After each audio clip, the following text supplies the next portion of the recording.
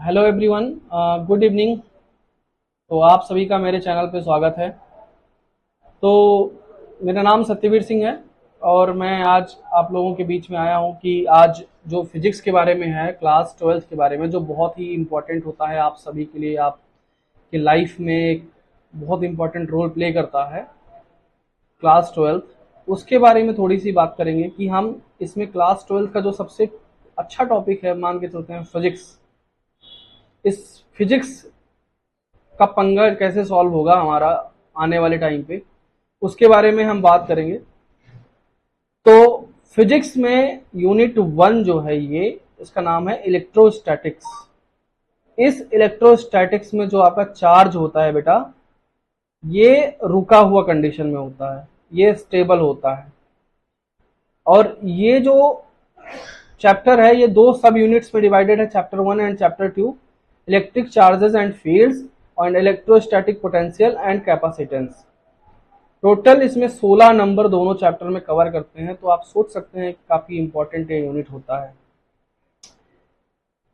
16 number आपका जो current electricity है वो मिला के, मतलब चैप्टर, तीनों चैप्टर मिला के ये टोटल मिला के 16 नंबर कवर करते हैं। करंट इलेक्ट्रिसिटी में जो चार्ज होता है वो मूव करने लग जाता है। अगला जो टॉपिक है, यूनिट जो है, third unit, magnetic effect, current and magnetism, ये यूनिट।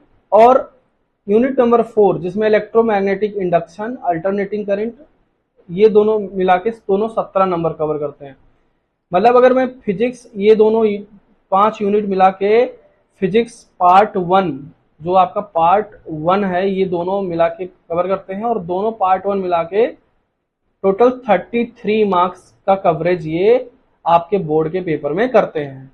तो बच्चों, जैसे कि आप देख सकते हैं कि जो यूनिट थर्ड है, इसमें moving charges and magnetism and matter, ये दो चैप्टर्स आते हैं।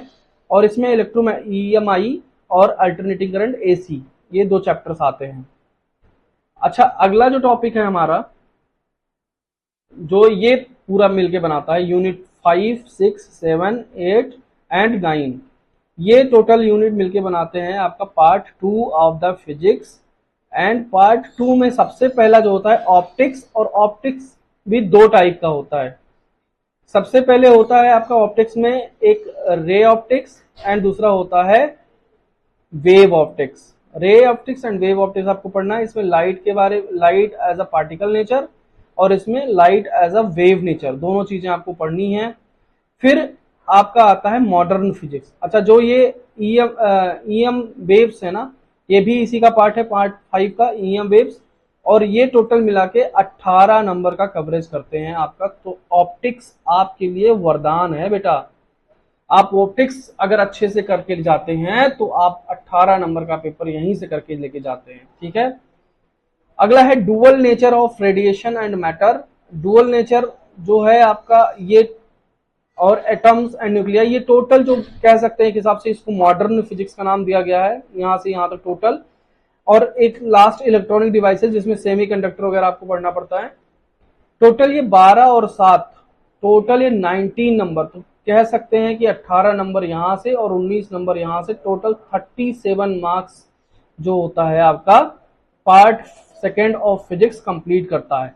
तो फिजिक्स पार्ट 1 से आप 33 नंबर और फिजिक्स पार्ट 2 से आप 37 नंबर, दोनों मिला के 70 नंबर की जो फिजिक्स है आपकी यहां से आती है। और पार्ट 2 जो बेटा है, पार्ट 1 के कंपैरिजन में काफी ज्यादा आसान है। तो फिजिक्स का पार्ट 2 अगर आप अच्छे से करके ले जाते हैं तो आप इसमें पूरे के पूरे नंबर आराम से लेके आ सकते हैं। तो ये था सिलेबस बच्चों, और इसके रिड्यूस्ड सिलेबस वगैरह के बारे में आपका इस वीडियो का पार्ट 2 हम लोग भेजेंगे, जिसमें हम बताएंगे कि इस चैप्टर्स के जो टॉपिक्स हैं उसमें कौन कौन से सिलेबस इसके रिड्यूस्ड हो गए हैं, वो हम आने वाले वीडियोज में बात करेंगे।